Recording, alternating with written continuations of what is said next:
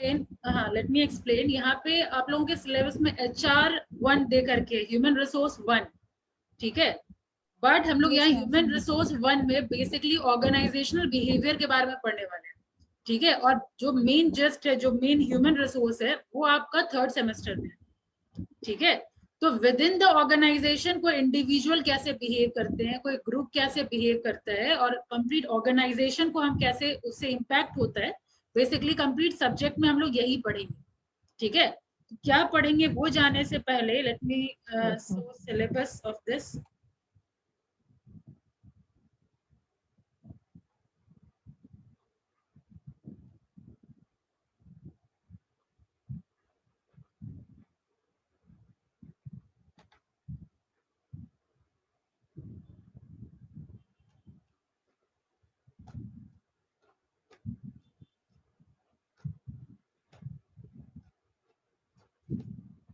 Internship वाला form सब लोगों ने भरा था? Yes ma'am. भी थे? यस मैम, सबमिट हो गया था मैम। नहीं, कोई ऐसे जो नहीं भरे हैं?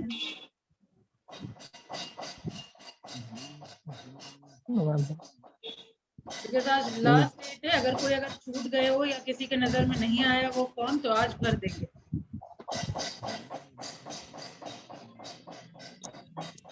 मैम उसमें जीमेल कोई भी डाल सकते हैं या फिर कॉलेज ही वाला? कॉलेज का ही, कॉलेज का आईडी। कॉलेज से आपको कुछ भी मिले, आपको कॉलेज का ही डेटा देना है, ठीक है। कॉलेज से जो आपको मिला है, कंफ्यूजन था इसलिए पूछ।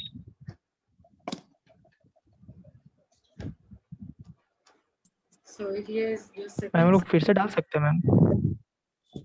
फिर से कर दीजिए, फिर से यस मैम, वो मैंने पर्सनल अपना दे दिया था ईमेल। डाल दीजिए, फिर से डाल। Okay.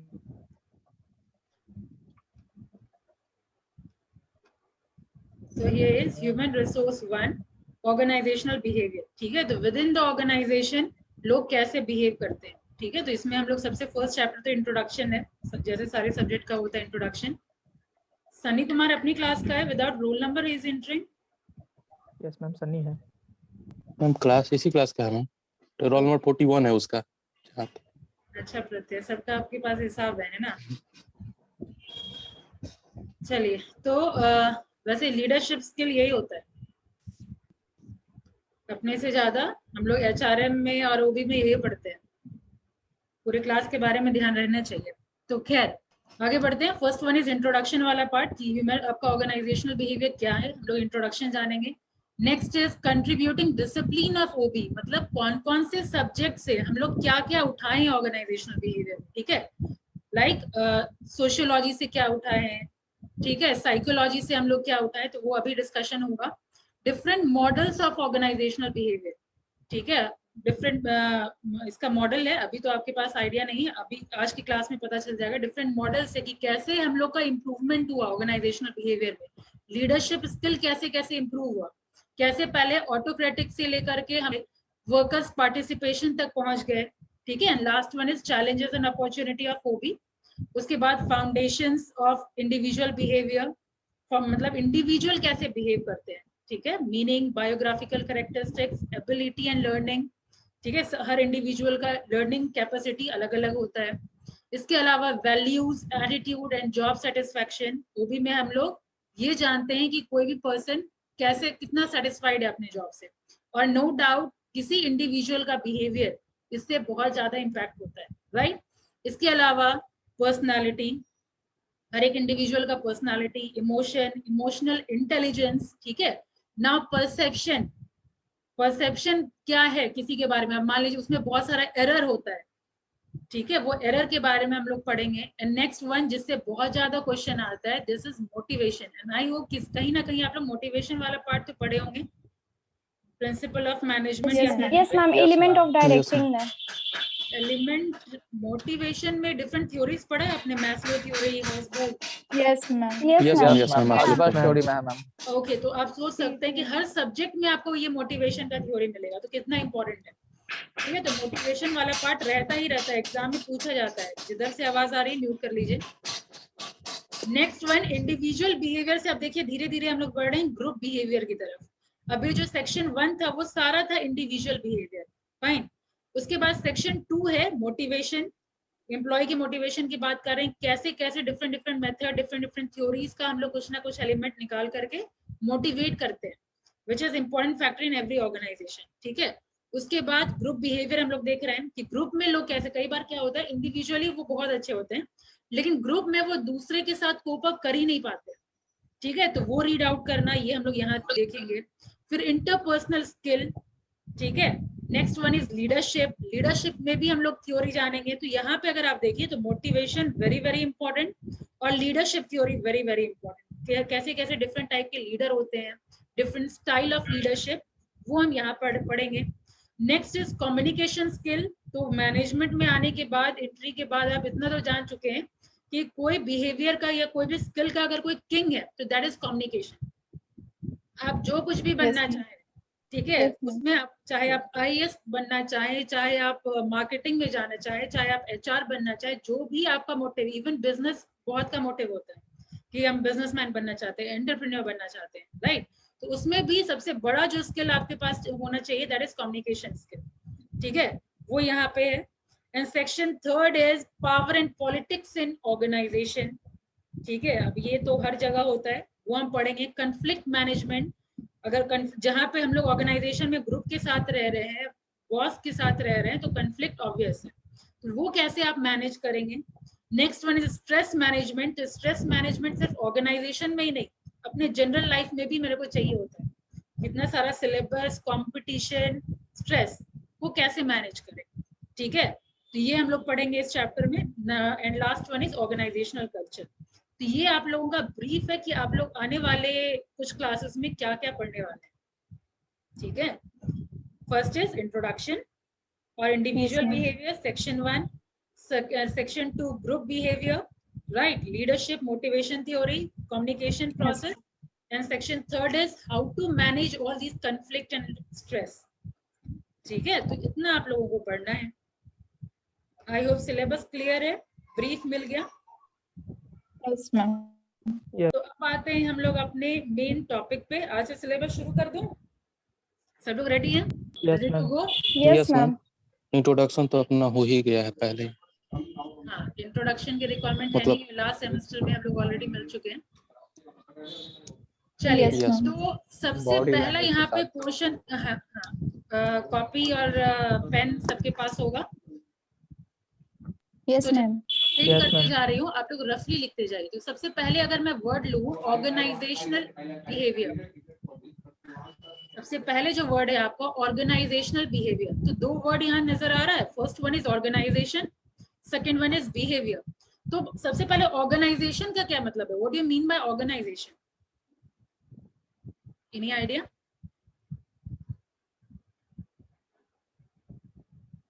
Organization is a group of people. Okay, group of people, एक ये फैक्टर an है। identifiable group of people and it is- contributing their effort एक towards minute, the Mahi attainment बोलिए, of goal. माही उसके बाद ऋतिक आप बोलिएगा। हाँ, Yes, ma'am. It is the art of getting people together on a common platform to make work. Common platform, यानी एक पहला किसी ने कहा, किसने कहा group of people? Ma'am, it's me. Monica, okay, तो एक ग्रुप ऑफ पीपल, एक ये पॉइंट आया। Second one is common goal, right Mahi? Ma'am, Common it goal determines is authority and आपने- responsibility. Word Anku? Ma'am, it determines authority and responsibility among the activities. Authority and Among the responsibility, relationship. Okay. Hrithik आप क्या बोल रहे थे? Ma'am, organization is made for profit ठीक है, profit के लिए भी होता है, लेकिन to बेसिकली achieve यहाँ पे organizational goal or organizational objective. Ma'am, okay, first you need to write down what is organization. तो ये पॉइंट आप इस Yes, तरीके से ma'am. लिखेंगे, organization is a group of people, organization is a group of people. Sagar, you need to write. Okay, organization is a group of people who are collected to work, for a common goal,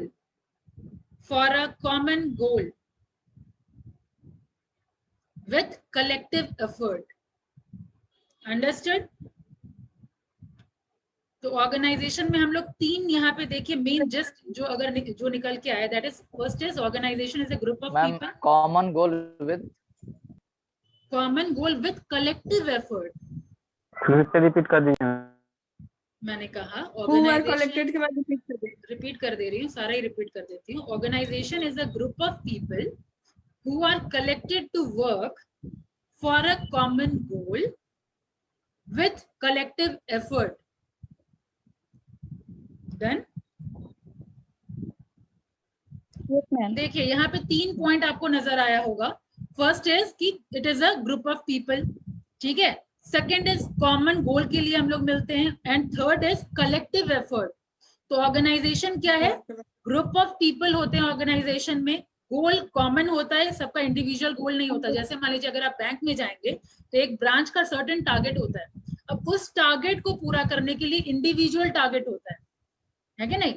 FD का आपको इतना target पूरा करना है, home loan का इतना target पूरा करना है, गोल्ड लोन का इतना टारगेट पूरा करना है, ठीक है। तो ये हो गया कॉमन गोल को अचीव करने के लिए इंडिविजुअल गोल, ठीक है। और यहाँ हम लोग कलेक्टिव काम कर रहे हैं, जितने ऑर्गेनाइजेशन में जितने मेंबर है सब लोग अपना कलेक्टिव एफर्ट दे रहे हैं। यस और नो उदय?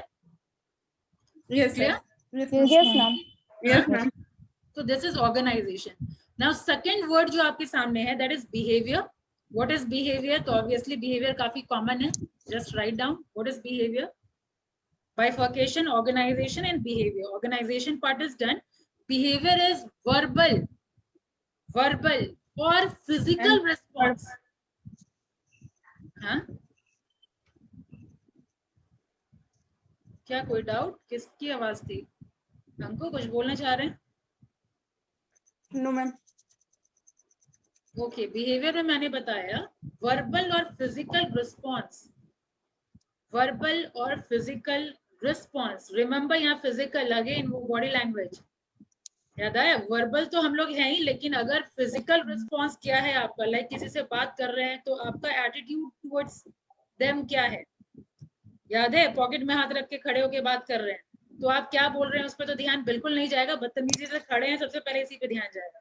यस और नो? Yes, फिर Yes, में ma'am. हम देख Yes, रहे हैं ma'am. वर्बल और physical response done, shown by a person, shown by a person, shown by a person, as a consequence, as a consequence of the impact, consequence of the impact of his or her surroundings, What, ma'am? of his or her surroundings, ठीक है। तो यहाँ surrounding से impact हो करके आपका कैसा behaviour है। ऑर्गेनाइजेशन में जब हम एंटर करते हैं तो अपने सराउंडिंग से भी हमारे ऊपर कुछ ना कुछ इन्फ्लुएंस होता है, ठीक है। प्रोफेशनल्स के बीच में रहेंगे तो हमारा भी बिहेवियर प्रोफेशनलिज्म आ ही जाएगा, ठीक है। तो that is what I am talking about कि बिहेवियर आप जो वर्बल और जो फिजिकल एटीट्यूड जो शो कर रहे हैं तो वो दोनों हो जाएगा। बिहेवियर में हम पॉजिटिव भी कंसिडर करेंगे कि अगर कोई पॉजिटिव है तो ठीक है, वेल एंड गुड, लेकिन अगर कोई नेगेटिव है तो क्यों नेगेटिव है, ठीक है। ऐसा नहीं कि हाँ नेगेटिव बिहेवियर शो कर रहा है तो फायर, राइट। तो हम लोग बेसिकली यही रीड आउट करेंगे कि नेगेटिव बिहेवियर है तो क्या रीजन हो सकता है, ठीक है। That is behaviour. तो ये होता है आपका ऑर्गेनाइजेशन बिहेवियर। अब फेमस इसका एक डेफिनेशन रॉबिन ने दिया था, अकॉर्डिंग टू रॉबिन आप लिखिए, एक डेफिनेशन लिख लीजिए, बाकी नोट्स में तो सेकंड सेम में पहुंच चुके हैं। आप लोग को आंसर राइटिंग स्किल तो पता होगा, लाइक अगर आप डेफिनेशन लिख रहे हैं वो भी नो डाउट इंट्रोडक्शन से क्वेश्चन आता ही आता है, ठीक है। कैसे लिखना है पहले वो समझ लीजिए। इंट्रोडक्शन से क्वेश्चन रहेगा ही, लाइक व्हाट इज ओबी, ये क्वेश्चन मिलेगा ही मिलेगा। तो आप आंसर कैसे लिखेंगे ये तो मैं एक्सप्लेन कर रही हूँ, राइट। आप आंसर फेयर कैसे करेंगे, सबसे पहले एक ओपनिंग स्टेटमेंट कि आप ऑर्गेनाइजेशन बिहेवियर से, जैसे मैंने आपको बताया, क्या समझते हैं, थोड़ा brief idea, general view organization behaviour के बारे में, और फिर 3 डेफिनेशन, 3 स्कॉलर का डेफिनेशन होना चाहिए, कम से कम 3, ठीक है। एंड नो डाउट, पता नहीं बाकी प्रिंसिपल ऑफ मैनेजमेंट में भी यही एक फॉर्मेट है, ठीक है। तो आपको बताए ही होंगे सर, दोबारा फिर भी मैं रिपीट कर देती हूँ कि उसमें क्या होता है, 3 डेफिनेशन स्कॉलर्स का लिखना होता है। अनडाउटेडली हम लोग को लाइन टू लाइन याद रखना पॉसिबल नहीं है, ठीक है, तो हम लोग क्या करेंगे, जस्ट देख लेंगे कि उस डेफिनेशन में आखिर वो क्या बोलना चाह रहे हैं, क्या की पॉइंट है। ठीक है, उसके अकॉर्डिंग आप अपने डेफिनेशन को आप लिख सकते हैं। लेकिन डिफरेंस क्या हो जाएगा, वो जो इन्वर्टेड कॉमा रहता है ना, वो इन्वर्टेड कॉमा आप नहीं देंगे। According to Robin he means this. ठीक है, एक कंटिन्यूअस सेंटेंस में Yes, लिखते ma'am. चले जाएंगे। और तीन Yes. स्कॉलर का डेफिनेशन लिखने के बाद लास्ट में आप अपना कंक्लूजन देंगे कि तीन डेफिनेशन से आपको क्या की पॉइंट आपको नजर आया, और लास्ट में conclusion in your own words. Conclusion हमेशा आपका अपना वर्ड्स में होना चाहिए। ठीक है, अब डिपेंडिंग अपॉन कि आगे देखिए एग्जाम इस बार कैसा होता है, यूनिवर्सिटी एग्जाम लेगी तो इसी फॉर्मेट में लिखना होगा। ठीक है, अंडरस्टूड। यस ये मैम। फर्स्ट चैप्टर है, हर चैप्टर में इसी तरह मिलेगा। अब जैसे आप यहाँ पे परसेप्शन देख रहे हैं, पर्सनालिटी देख रहे हैं, तो हर जगह आपको तीन स्कॉलर का डेफिनेशन, लास्ट में कंक्लूजन। ठीक है, ये फर्स्ट चैप्टर है इसलिए मैं यहीं पे बता दे रही, इसी तरीके से लिखना होता है। अब जैसे एक जो फेमस डेफिनेशन है रॉबिन का, वो लिख लीजिए। Robin, according to Robin, it is field of study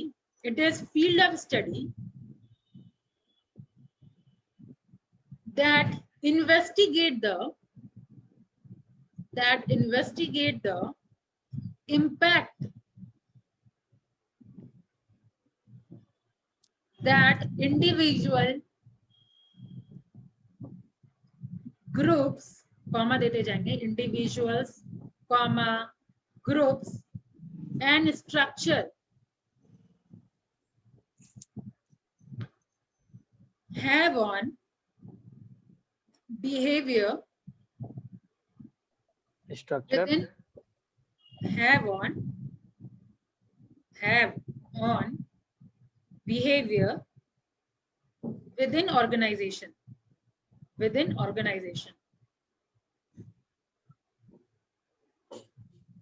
ठीक है, तो यहाँ आपने क्या देखा कि वो भी क्या है, एक फील्ड ऑफ स्टडी है जिसमें हम इन्वेस्टिगेट कर रहे हैं। तो यहाँ पे देखिए मैं बस बता रही हूँ कैसे हम निकालते हैं कीवर्ड। जैसे ये फील्ड ऑफ स्टडी है, ओके दैट इज अंडरस्टूड।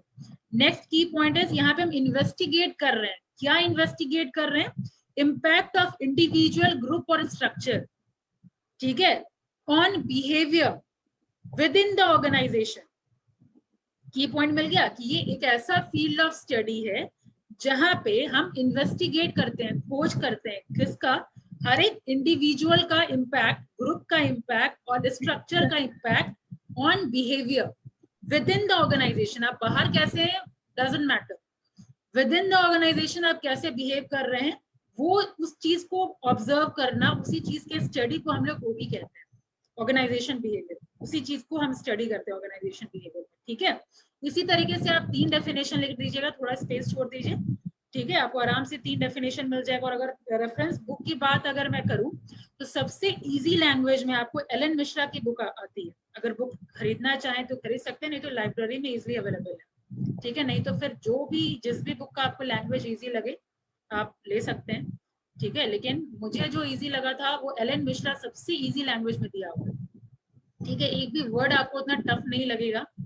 तो अगर आप पढ़ना चाहते हैं तो एलन मिश्रा की बुक है, वो आप ले सकते हैं। फाइन, तो डेफिनेशन देख लीजिए, वरना गूगल वगैरह पे तो मिल ही जाएगा। अब आगे बढ़िए, ओबी के बारे में समझिए। What is organization behaviour, everyone got it? Monika, Yes, ma'am. Yes, Yes, ma'am. ma'am. Can you please tell me what is organizational behaviour? Yes, ma'am. Organization. It is a group of people who are collected to work for a common goal with collective effort, and behavior is it is a verbal and physical response shown by Monica, a I'm not telling person. you to read. I'm not telling you to read. What have you understood from the term organizational behavior? अब तक जो The explanation behavior that we, yes, ma'am, that behavior that we response in the organization, within the organization, that called organization behavior. Okay, Uday, want to say something?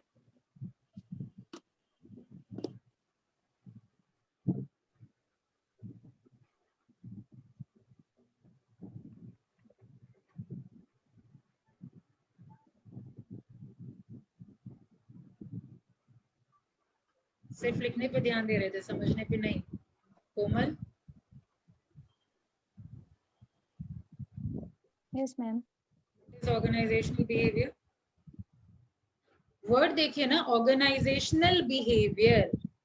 Yes, ma'am. How to Within behave. the organization, individual का, group का जो behavior है, उसी के study को हम लोग organizational behavior कहते Organizational हैं. behavior बोलते हैं. Yes, Simple है. yes, ma'am. ऑर्गेनाइजेशन के अंदर, yes ma'am. Yes, ma'am. Organisation के अंदर हम इंडिविजुअल या ग्रुप के बिहेवियर को जो हम रीड करते हैं, जो स्टडी करते हैं, that is organizational behaviour. Yes, ma'am. Yes ma'am, इसका Got it? एग्जांपल हो जाएगा मैनेजर पे, हम लोग ले सकते हैं। Yes ma'am. क्या एग्जांपल हो जाएगा? मैम किसी मैनेजर को हम लोग एग्जांपल पे ले सकते हैं। मैनेजर जैसा कि वो जिसका काम होता है मैम इंडस्ट्री या कंपनी में इस चीज़ को शो करना, दूसरे के बिहेवियर को समझना, कि एम्प्लॉय और मतलब एम्प्लॉयज के बिहेवियर को समझना, तो एक सबसे अच्छा और मतलब एग्जांपल हो जाएगा ऑर्गेनाइजेशन बिहेवियर का। मैनेजर पे ले सकते हैं कि वो किस प्रकार से अपने एम्प्लॉय के बिहेवियर को समझता है और उसके इससे अनुरूप वो ये कार्य पढ़ को के करता क्या होगा ना, जैसे मान लीजिए आप अभी सिर्फ ये सोचेंगे कि हाँ ये रूड है, ठीक है, लेकिन ऑर्गेनाइजेशनल बिहेवियर पढ़ने के बाद आप ये ऑब्जर्व कर पाएंगे ये रूड है तो क्यों है, ठीक है, कोई सर्टेन ma'am. वे Yes, में ma'am. बिहेव कर रहा है तो क्यों कर रहा है, ठीक है, तो कंप्लीट थ्योरी आपको इसी बारे में, और ये पढ़ना क्यों जरूरी है,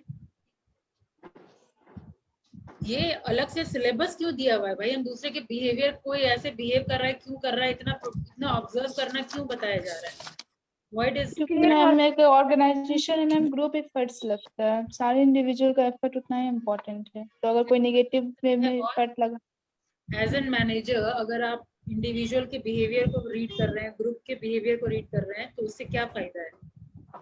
मैम ओवरऑल ऑब्जेक्टिव को अचीव करने में हेल्प होगा एफिशिएंट वे में। कैसे? मैम और कोई कैसे ऑर्गेनाइजेशन ह्यूमन में कोई रिसोर्स को एम्प्लॉय, अच्छे तरीके से इस्तेमाल किया जाए। एग्जैक्टली ह्यूमन रिसोर्स को कैसे, यानी कि, और अगर मैं इसको डिफाइन करूं तो उसके स्किल, उसकी एबिलिटी Yes, ma'am. को हम ही लोगों को बढ़ाना है ना। अगर आप मैनेजर हैं तो आपको इंश्योर करना है कि आपके टीम मेंबर्स का स्किल, उसका एबिलिटी बेहतर उनको हो। कैसे मोटिवेट किया जाए वर्क करने तो के लिए, मोटिवेट कैसे किया जाए? वेरी गुड, ठीक है, तो मोटिवेट Increase कैसे करना किया उनका जाए? सब performance लोग, level. हाँ, सब लोग एक मेथड से मोटिवेट नहीं होते, Yes, ठीक ma'am. है, जैसे Different. माही का कोई मोटिवेशन फैक्टर कुछ और हो सकता है, प्रत्यय का मोटिवेशन फैक्टर कुछ और हो सकता है, राइट? तो सबको एक ही Yes, ma'am. तरीके से अगर मैं मोटिवेट करूं तो पॉसिबिलिटी है कि कुछ लोग मोटिवेट ना हो, ठीक है, तो इसीलिए Yes, ma'am. हर एक इंडिविजुअल बिहेवियर हम लोग रीड करते हैं, ठीक है, तो स्किल और एबिलिटी को करने के लिए सबको, हर एक लेवल के एम्प्लॉय को समझने के लिए तो ये रिक्वायरमेंट होता है, ठीक है। वो नीड्स अगर आप चाहें तो नीड्स लिख लीजिए, नीड्स एंड इम्पोर्टेंस क्यों जरूरी है। तो सबसे पहला तो आपने बताया skill development, number 1 is skill development, ability and knowledge of employ को इंक्रीज करने के लिए, ठीक है। The first one is skill development to enhance the skill and knowledge of employ.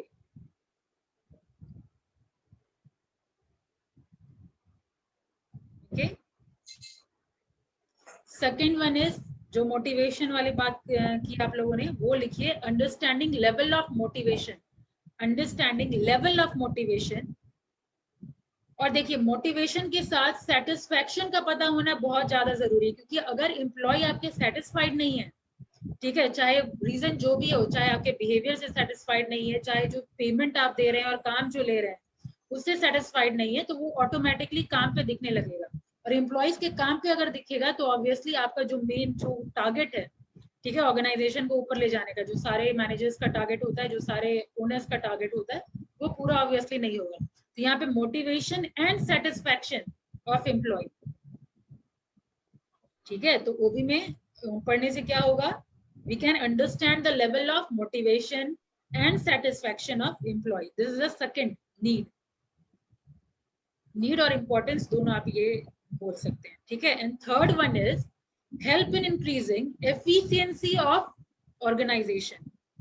अगर आप एम्प्लॉयज को रीड आउट कर रहे हैं, उनको समझ रहे हैं, तो आप अपने ऑर्गेनाइजेशन की भी एफिशिएंसी को इंक्रीज कर रहे हैं। समझ के लिखिएगा, सिर्फ लिखने पे ध्यान नहीं दीजिएगा। ऑलराइट, तो third point is help in increasing efficiency of the organization,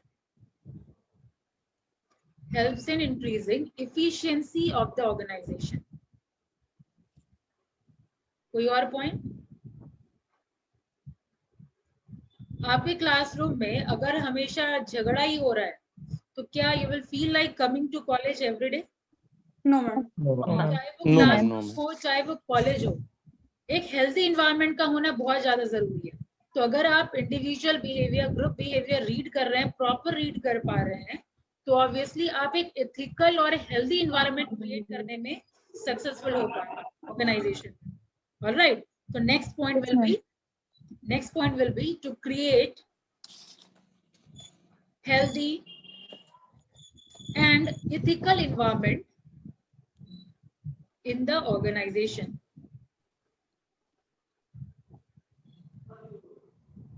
To create healthy and ethical environment in the organization.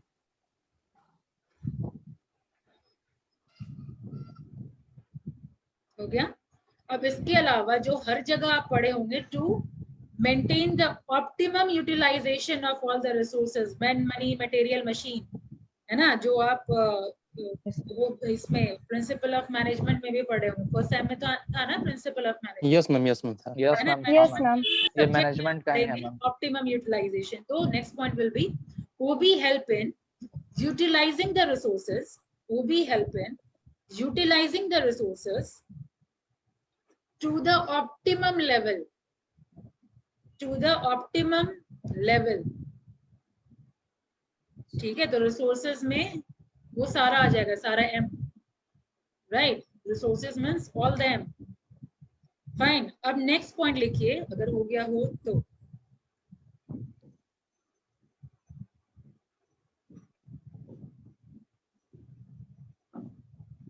Done? Yes, ma'am. Yes, ma'am. चलिए, तो एक और कोई point? Yes, ma'am. It can also help in improving the goodwill of the organization.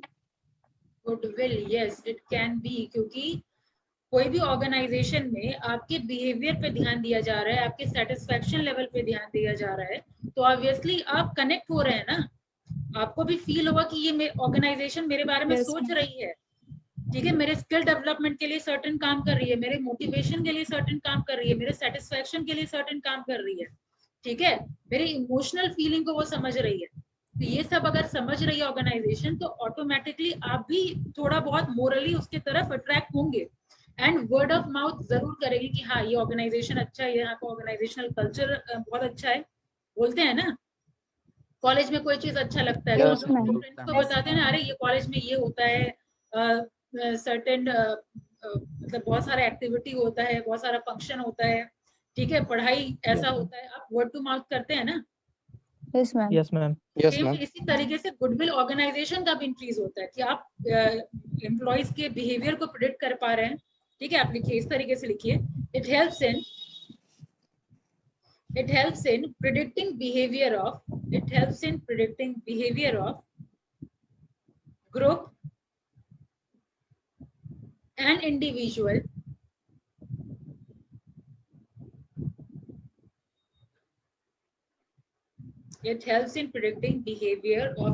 individual overall it improves goodwill of the organization. Overall, it improves goodwill of the organization.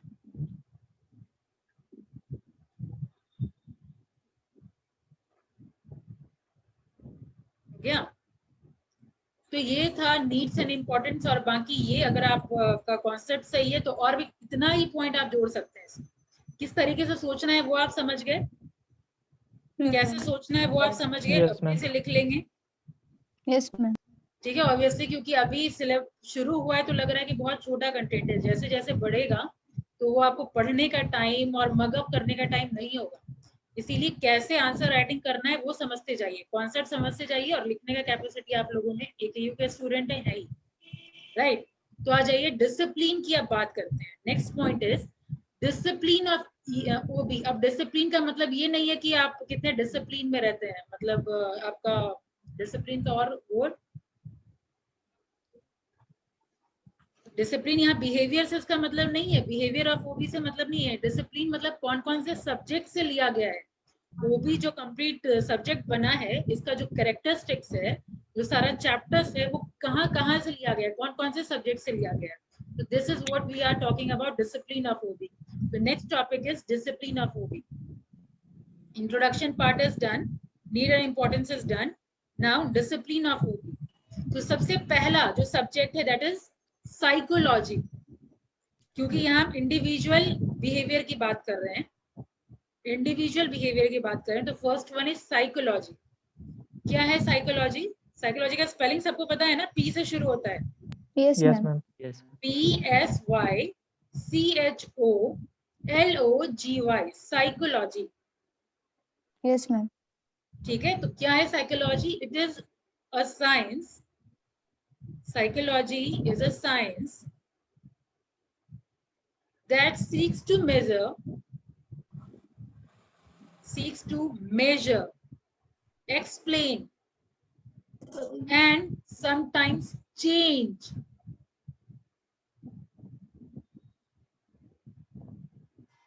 the behavior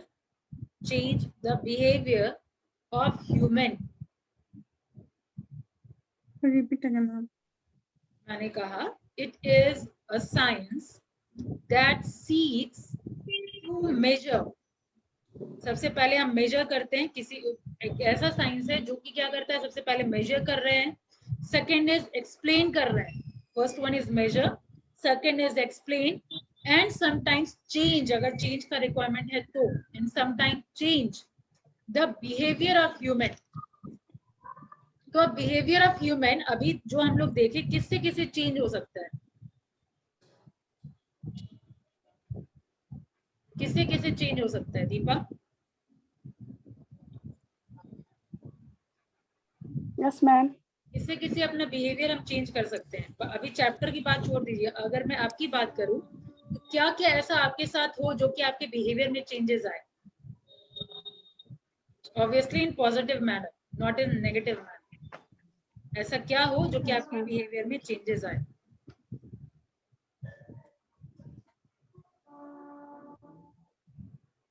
एक भी चीज नहीं? Gaurav? Ma'am skill development. Skill development, ठीक है, और skill development, learning, motivation, जो अभी हम लोग देखे, यस मैम। ठीक है, तो यही सारा चीज डिराइव हुआ है, ये सारा इनहेरिटेड हुआ है आपका साइकोलॉजी से। तो इनहेरिटेड इन ओबी, इसी में साइकोलॉजी से हम लोग क्या इनहेरिटेड किए हैं ओबी में, inherited in OB. Next point is inherited in OB. Next point मतलब साइकोलॉजी में ही, साइकोलॉजी से हम क्या इनहेरिट किए हैं ओबी में। तो first one is learning, first one is learning, learning both individual और group.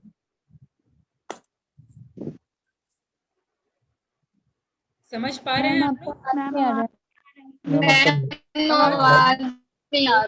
Okay, I am repeating. मैंने कहा कि हम लोग साइकोलॉजी से क्या लिए हैं ओबी में, तो वही मैं लिखने बोली, इनहेरिटेड इन ओबी। साइकोलॉजी से क्या हम इनहेरिट किए हैं, लाइक हम पेरेंट्स से कुछ इनहेरिट करते हैं ना, सर्टेन स्किल इनहेरिट करते हैं अपने अंदर, है ना? पापा बहुत स्टूडियस है, ठीक है, तो हम भी स्टूडियस हो गए, हमको, हमें भी पढ़ने में मन लगना शुरू हो गया, ठीक है। मम्मी काफी मतलब ज्वाली नेचर की है, तो मेरे अंदर भी ऑटोमेटिकली वो इनहेरिटेड हो गया कि हाँ मैं भी ज्वाली नेचर की हूँ। ये सब क्या इनहेरिट होना। तो सेम वे साइकोलॉजी से क्या हम इनहेरिट किए हैं ओबी में। तो फर्स्ट वन इज लर्निंग, ठीक है, एक लर्निंग से हम इंडिविजुअल में चेंजेस ला सकते हैं। इनहेरिटेड ओबी, हाँ, inherited in OB. Done. First one is learning. फिर मोटिवेशन से चेंज आता है बिहेवियर में, तो मोटिवेशन वो भी साइकोलॉजी से ही लिया गया है, मोटिवेशन का जितना थ्योरी है साइकोलॉजी से लिया गया है। फिर परसेप्शन, लोग सर्टेन वे में क्यों सोच रहे हैं, ठीक है, दैट इज परसेप्शन, जो आप यहाँ देख रहे हैं ये वाला चैप्टर। कर्सर मूव करता हुआ नजर आ रहा है, यहाँ देखिए परसेप्शन, है ना, ये हम डिटेल में यहाँ, ठीक है, तो ये परसेप्शन भी साइकोलॉजी से लिया गया है। Next one is personality, personality सारा कुछ साइकोलॉजी से लिया गया है, पर्सनालिटी। देन ये एटीट्यूड, एटीट्यूड क्या, ट्रेनिंग, ट्रेनिंग, हाँ ट्रेनिंग हो सकता है। तब तो इमोशन भी आ जाएगा मैम, हाँ इमोशन भी आ जाना चाहिए। हाँ इमोशंस वगैरह है, लेकिन जो मैं लिखवा रही हूँ वर्ड प्रॉपर जो मैं लिखवा रही हूँ वही लिखिएगा। एटीट्यूड लिख लिए, एटीट्यूड लिख लिए। उसके अलावा Yes, job ma'am. Yes, ma'am. Satisfaction, job satisfaction, job satisfaction, फिर वर्क स्ट्रेस, ये सारा साइकोलॉजी में पढ़ाया जाता है, तो ये सारा चीज साइकोलॉजी से लिया गया है। वर्क स्ट्रेस, ठीक है। अब स्ट्रेस के बारे में पढ़ाना इतना कंपलसरी हो गया कि लोग अभी स्ट्रेस को झेल नहीं पा रहे, ठीक है। इवन सुसाइड केस जो आजकल स्टूडेंट्स में बढ़ रहा है, इसका सबसे बड़ा रीजन यही है कि फेलियर एक्सेप्ट नहीं कर पा रहे हैं, इतना स्ट्रेस, इतना कंपटीशन वो झेल नहीं पा रहे हैं, ठीक है। इसीलिए इंट्रोड्यूस करवाया गया इसको वापस से आपके सब्जेक्ट में, ठीक है। तो ये स्ट्रेस मैनेजमेंट साइकोलॉजी से ही लिया गया है, फाइन। अब नेक्स्ट जो डिसिप्लिन है वो है सोशियोलॉजी। नेक्स्ट डिसिप्लिन है sociology. Ma'am belief of the employees में आ सकता है साइकोलॉजी में? क्या सागर? बिलीफ मैम, कोई एम्प्लॉय का कुछ बिलीफ होता है तो वो साइकोलॉजी में आ सकता है। क्या एम्प्लॉय का क्या नहीं समझ आ रहा है? मैम बिलीफ, बिलीव मैम कह रहा है। परसेप्शन बिलीफ ही हुआ ना सागर, परसेप्शन जो हुआ हमारा किसी के बारे में बिलीव या सोच क्या है, that comes in perception, Loyalty. ठीक है। Yes ma'am. आगे बढ़िए। नेक्स्ट क्या डिसिप्लिन मैंने कहा? सोशियोलॉजी। Sociology. हाँ सोशियोलॉजी। तो सोशियोलॉजी नाम ही बता रहा है society, right. Individual behaviour, now we switch to society. As psychology focus on individuals, while sociology studies ma'am फिर से as society. as psychology, not society, as psychology focus on individual, जैसे psychology individual पे focus कर रही है, while sociology studies people in relation to, किसी का unmute किया हुआ है माइक, अंकुल, ठीक है। while sociology study people in relation to social environment and culture, social environment and culture, ठीक है। यानी सोशियोलॉजी में हम क्या पढ़ रहे हैं? सोसाइटी इफेक्ट ऑन इंडिविजुअल, ठीक है। Yes, ma'am. सोसाइटी का क्या इफेक्ट होगा इंडिविजुअल पे? अब क्या क्या इनहेरिटेड हुआ है इसमें ओबी में इससे? Number 1 is organizational culture, number 1 is organization culture. Inherited वाले पॉइंट में आप लिखेंगे inherited from sociology organizational culture. Again ये चैप्टर आगे है, ये दिख रहा है जो आप लिख रहे हैं ना, वही सारा कुछ हम लोगों को ओबी में पढ़ना है। तो ऑर्गेनाइजेशनल कल्चर कहाँ से आया है? सोशियोलॉजी से, okay. First one is organizational culture, फिर आपका ऑर्गेनाइजेशन स्ट्रक्चर, कि हम अपने ऑर्गेनाइजेशन में स्ट्रक्चर कैसे रखें, ठीक है, structure. Next one is power and politics, power and politics, ये जहां कर्सर मूव हो रहा है देखिए, power and politics in organization, ये चैप्टर ये लिया गया है Yes, ma'am. सोशियोलॉजी से, ठीक है। इसके अलावा ऑर्गेनाइजेशन में जो कम्युनिकेशन होता है ये भी लिया गया है आपका सोशियोलॉजी से। डन देन बाकी लोग ओवर नहीं हो Yes, रहा? ma'am, done. Yes, ma'am. Ma'am Done, ma'am ma'am. Sociology एक बार रिपीट कर दीजिएगा। सोशियोलॉजी मैंने क्या रिपीट करना है? जो मैंने लिखवाया है एक्सप्लेन करना है? हाँ जी, नहीं वो रिक्वायर्ड वो। जो लिखवाया है मैंने बस ये लिखा है कि as sociology focus on individual while sociology studies people Yes, ma'am. in relation to social environment and culture. Done. Okay तो ये था आपका सोशियोलॉजी। इसके अलावा दो और बच रहा है आपका सोशल साइकोलॉजी, एक वर्ड आता है सोशल साइकोलॉजी, लेकिन मैं यहाँ पे थोड़ा विराम दूंगी, आप पहले इतना पढ़ के रखिए क्योंकि फर्स्ट क्लास में धन्यवाद मैम। ओवरलोड Yes, सही ma'am. नहीं है, आराम आराम Yes, से ma'am. पढ़ेंगे हम लोग। Yes ma'am, yes. ठीक है, Yes. माही का Yes, ma'am. शायद शकल Yes. देखने लायक है।